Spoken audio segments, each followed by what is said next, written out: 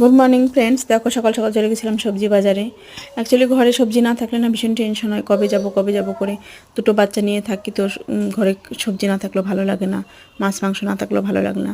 তবে আজকে মাছ মাংস আনিনি, মাছ মাংস অলরেডি আছে ঘরে, কিন্তু সবজিটা একদমই শেষ হয়ে গেছিলো, যার জন্য আজকে গেছিলাম।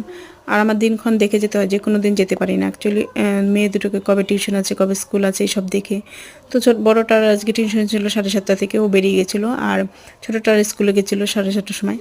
তো ওদের দুজনকে পাঠিয়ে দিয়ে আমি 9টার সময় বাজারে আসলাম। আবার 10টার মধ্যে চলে আসতে হয়েছে, কারণ ছোটোটা আবার স্কুল থেকে চলে আসবে, যার জন্য খুব ফটাফট আমি চলে এসেছি। দেখো আমাদের সবজি মার্কেটটা ভীষণ বড়, কিন্তু আমি সামনে থেকেই একটুখানি নিয়ে চলে এসেছি খুব তাড়াতাড়ি।